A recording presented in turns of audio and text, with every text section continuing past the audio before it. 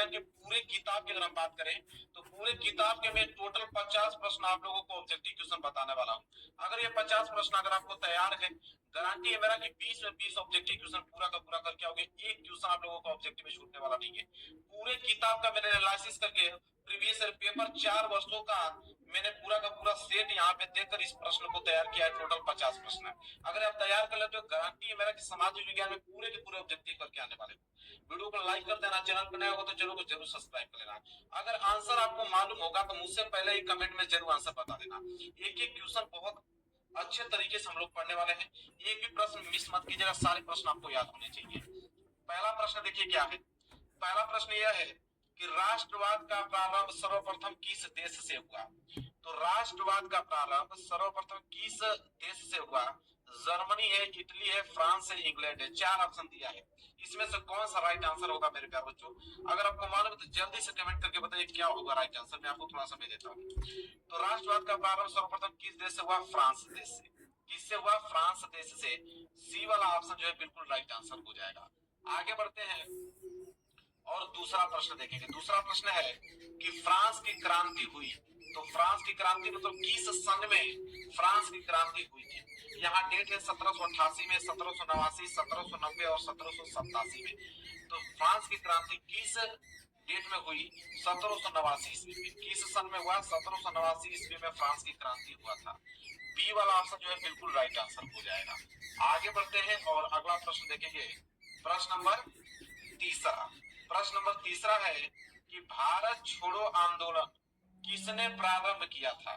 तो भारत छोड़ो आंदोलन किसने प्रारंभ किया था। गोपाल कृष्ण गोखले, बाल गंगाधर तिलक, सुभाष चंद्र बोस की ऑप्शन डी महात्मा गांधी। तो भारत छोड़ो आंदोलन किसने प्रारंभ किया था। तो आपको भी मालूम है कि वो थे आपके महात्मा गांधी जी। डी वाले ऑप्शन पे आप लोगों को क्लिक करके आना है।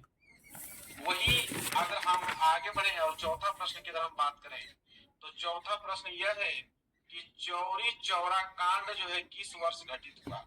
तो चौरी चौरा कांड किस वर्ष घटित हुआ। 1920, 1921, 1922, 1925 में। मैं इसका ट्रिक बता देता हूँ। इसका हो जाएगा 1922। ट्रिक यह है कि जैसे चौरी चौरा है तो चौरी भी सेम वैसा ही है, चौरा भी सेम वैसे ही। तो समझ लो कि 2 यहाँ पे भी है, 2 यहाँ पे भी है। याद करने का थोड़ा क्लू बना लेना। तो 1922 में इस तरह आप रिलेट करके किसी भी चीजों को आप याद कर सकते हैं। तो चौथा का सी जो है बिल्कुल राइट आंसर होगा। चलिए मेरे प्यारे बच्चों, पांचवा प्रश्न देखते हैं। पांचवा प्रश्न क्या है कि हिंद स्वराज पुस्तक के लेखक हैं।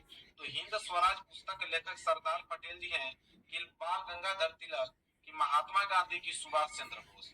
तो हिंद स्वराज पुस्तक के लेखक इन चारों ऑप्शनों में से कौन है। जल्दी से अगर आपको आंसर मालूम है तो जल्दी से बताइए। हिंद स्वराज पुस्तक के लेखक कौन है आपके। सिंपल जवाब आपको देना महात्मा गांधी जी हैं। और सी वाला ऑप्शन जो है इसका राइट आंसर हो जाएगा। बढ़ेंगे अगला प्रश्न। प्रश्न नंबर 6 जल्दी से बताइए कि करो या मरो का नारा किसका था। तो करो या मरो का नारा किसका था। सुभाष चंद्र बोस जी की, चंद्रशेखर आजाद, भगत सिंह की, महात्मा गांधी।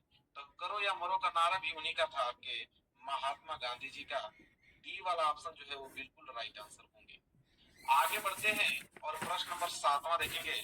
प्रश्न नंबर 7वां है कि महात्मा गांधी दक्षिण अफ्रीका से वापस कब लौटे। तो महात्मा गांधी दक्षिण अफ्रीका से वापस कब लौटे। 1914 में, 1915 की, 1918 की, 1919 में। तो महात्मा गांधी दक्षिण अफ्रीका से वापस लौटे थे 1915 ईस्वी में। और बी वाला ऑप्शन जो है यह बिल्कुल राइट आंसर हो जाएगा। वहीं अगर हम आगे बात करें प्रश्न नंबर 8वां। प्रश्न नंबर 8वां है कि वंदे मातरम गीत किसके द्वारा लिखा गया था।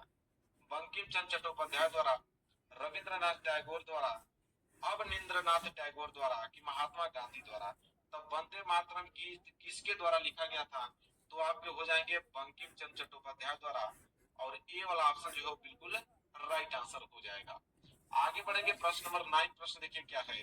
प्रश्न नंबर 9 है कि 13 अप्रैल 1919 किस घटना से संबंधित है। तो यह डेट बहुत मशहूर है, आपको भी मालूम होगा।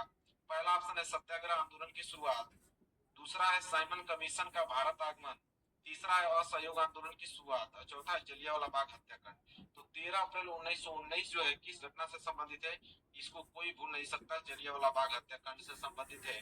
डी वाला ऑप्शन जो है बिल्कुल राइट आंसर हो जाएगा। पूरा का पूरा याद होना चाहिए, इससे बाहर एक प्रश्न आपके एग्जाम में नहीं आएंगे। 50 प्रश्न अगर तैयार है तो बहुविकल्पीय प्रश्न पूरे के पूरे लाने वाले हो आप लोग। चलिए प्रश्न नंबर 10वें की तरफ बढ़ते हैं। चलिए वही बात करें अगर हम प्रश्न नंबर 10वां, तो प्रश्न नंबर 10वां यह है कि महामंदी का प्रारंभ किस वर्ष हुआ, मतलब किस वर्ष पूरी की पूरी महामंदी हुई थी। 1919 में, 1924 में, 1929, 1934। ये भी बहुत ज्यादा इंपोर्टेंट प्रश्न है। महामंदी का प्रारंभ मेरे प्यारे बच्चों 1929 ईस्वी में हुआ था।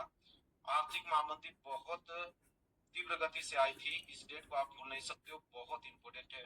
आगे अगर हम बात करें तो प्रश्न नंबर 11 देखिए क्या है। प्रश्न नंबर 11 है कि संयुक्त राष्ट्र संघ का मुख्यालय कहाँ पर स्थित है। यह प्रश्न बहुत ज्यादा इंपोर्टेंट है मेरे प्यारे बच्चों। संयुक्त राष्ट्र संघ का मुख्यालय कहाँ पर स्थित है। Option A Washington, option B Geneva, option C New York और ऑप्शन डी ऑस्ट्रिया। जल्दी से अगर आपको मालूम है जल्दी से कमेंट कीजिए। आंसर बताता हूँ इसका न्यूयॉर्क में, क्योंकि संयुक्त राष्ट्र संघ का मुख्यालय कहाँ पर स्थित है, न्यूयॉर्क में है। सी वाला ऑप्शन जो है बिल्कुल राइट आंसर होगा। वही अगर हम बात करें प्रश्न नंबर 12, प्रश्न नंबर 12 है संयुक्त राष्ट्र संघ की स्थापना कब हुई थी। तो संयुक्त राष्ट्र संघ की स्थापना 1945 की, 1920 की, 1942 की, 1947। अगर आपको मालूम है तो जल्दी से कमेंट कीजिए कि संयुक्त राष्ट्र संघ की स्थापना कब हुआ था। वेरी वेरी मोस्ट इंपोर्टेंट है 1945। इस डेट को भूलिएगा मत, दिमाग में पूरा का पूरा बैठा लो, इससे एक भी प्रश्न बाहर नहीं बनेंगे, इतना याद रखिए। 13वां प्रश्न देखिए, प्रथम विश्व युद्ध प्रारंभ हुआ। तो प्रथम विश्व युद्ध किस सन में प्रारंभ हुआ था। 1914 में, 1939, 1919 के ऑप्शन डी इधर है आपका 1942 में। कौन सा राइट आंसर होगा। तो प्रथम विश्व युद्ध प्रारंभ हुआ था 1914 ईस्वी में। यह प्रश्न आपके दिमाग में छपा होना चाहिए बिल्कुल। आगे बढ़ेंगे और अगला प्रश्न देखेंगे। प्रश्न नंबर 14 क्या है कि भूमि एक यहाँ पे भरना है संसाधन है। तो भूमि एक कैसा संसाधन है, प्राकृतिक संसाधन है कि मानव निर्मित संसाधन है कि सौर ऊर्जा से निर्मित है कि इनमें से कोई नहीं। यह आपको भी मालूम होगा, ये प्रश्न बहुत ज्यादा इंपोर्टेंट है, बहुत सिंपल भी है। तो भूमि एक कैसा संसाधन है, प्राकृतिक संसाधन है। पहला वाला ऑप्शन जो है बिल्कुल राइट आंसर हो जाएगा। वही अगर आप बात करें प्रश्न नंबर 15 को लेकर, तो निम्नलिखित में से मिट्टी का प्रकार नहीं है। मतलब इन चारों ऑप्शन में कौन मिट्टी का प्रकार नहीं है। काली की, पीली की, लेटराइट की, सीमेंट। आपको भी मालूम है कि काली मिट्टी होती है, लेटराइट मिट्टी भी होती है, पीली मिट्टी भी होती है, और सीमेंट जो है मिट्टी का प्रकार नहीं होता है, क्योंकि यहाँ पे सीमेंट जो है मिट्टी नहीं होता है, बाकी ये तीनों मिट्टी होता है। तो मिट्टी का प्रकार कौन नहीं है, सीमेंट। डी वाला ऑप्शन जो है बिल्कुल राइट आंसर हो जाएगा। आगे बढ़ेंगे प्रश्न नंबर 16 की तरफ। चलिए मेरे प्यारे बच्चों, प्रश्न नंबर 16 जल्दी से आप लोग इसका आंसर दीजिए कि निम्नलिखित में से किस राज्य में काली मिट्टी पाई जाती है। मतलब किस राज्य में काली मिट्टी पाई जाती है, झारखंड में कि गुजरात में, राजस्थान में, यहाँ पे कि बिहार में, बताइए। तो निम्नलिखित में से किस राज्य में काली मिट्टी की अगर हम बात करें तो गुजरात में काली मिट्टी पाई जाती है। बी वाला ऑप्शन जो है वो बिल्कुल राइट आंसर हो जाएगा मेरे प्यारे बच्चों। आगे बढ़ते हैं और प्रश्न नंबर 17 का जल्दी से आप जवाब दीजिए, पूरा लगातार कंटिन्यू लगे रहिए, एक भी प्रश्न छोड़ना नहीं है आप लोगों को। पर्वतों पर मृदा अपरदन का साधन है। तो पर्वतों पर मृदा अपरदन का साधन पवन है कि हिमनद है कि जल है कि पशुचारण है। मेरे प्यारे बच्चों हिमनद, जो हिमनद है वो पर्वतों पर मृदा अपरदन का कारण होता है। आगे हम बढ़ेंगे और प्रश्न नंबर 18 की तरफ। प्रश्न नंबर 18 है कि पंजाब में भूमि निम्नीकरण का मुख्य कारण क्या है। तो पंजाब में भूमि निम्नीकरण का मुख्य कारण की अगर हम बात करें क्या है, गहन खेती है कि वनोन्मूलन है कि अधिक सिंचाई है कि अति पशुचारण। तो पंजाब में भूमि निम्नीकरण का मुख्य कारण की अगर हम बात करें तो अधिक सिंचाई है। सी वाला ऑप्शन जो है बिल्कुल राइट आंसर हो जाएगा। आगे बढ़ते हैं प्रश्न नंबर 19 देखिए क्या है। प्रश्न नंबर 19 है कि निम्नलिखित में से कौन सा नवीकरण योग्य संसाधन नहीं है। तो नवीकरण योग्य संसाधन चारों ऑप्शन में से कौन नहीं है, पवन ऊर्जा की, जल की, जीवाश्म ईंधन की, आपका वन। तो यहाँ पे मेरे प्यारों से निम्नलिखित में से कौन सा नवीकरण योग्य संसाधन नहीं है, वो आपका जीवाश्म ईंधन है। जीवाश्म ईंधन जो है नवीकरण योग्य संसाधन नहीं है। सी वाला ऑप्शन जो है बिल्कुल राइट आंसर होगा। आगे बढ़ते हैं मेरे प्यारे बच्चों और प्रश्न नंबर यहाँ पे हो जाएगा आपका 20वां।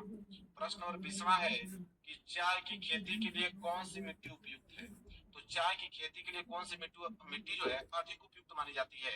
लाल मिट्टी, जलोढ़ मिट्टी, पर्वतीय मिट्टी की, ऑप्शन डी आपके लेटराइट मिट्टी। मेरे प्यारे तो चाय की खेती के लिए अगर बात करें तो लेटराइट मिट्टी सबसे अच्छी मानी जाती है, इसमें पैदावार चाय की बहुत अच्छे से होती है। अगर आप बात करें प्रश्न नंबर 21 की तरफ, प्रश्न नंबर 21 है निम्नलिखित में से किस राज्य में सीढ़ीदार खेती की जाती है। तो किस राज्य में सीढ़ी नुमा खेती की जाती है, पंजाब में, हरियाणा में, उत्तर प्रदेश में, कि आपके उत्तराखंड में।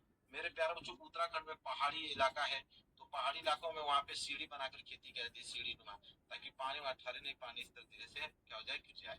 तो निम्नलिखित में से किस राज्य में सीढ़ीदार खेती की जाती है? तो आपके क्या हो जाएंगे? उत्तराखंड में। कितने? Uttarakhand. Very very most important question है। चलिए आगे बढ़ते हैं, प्रश्न नंबर 21 तो कंप्लीट होगा, 22 की तरफ। चलिए मेरे प्यारों जो प्रश्न नंबर 22 देख लेते हैं। प्रश्न नंबर 22 क्या है कि निम्न में से कौन सा एक व्यक्तिगत संसाधन नहीं है?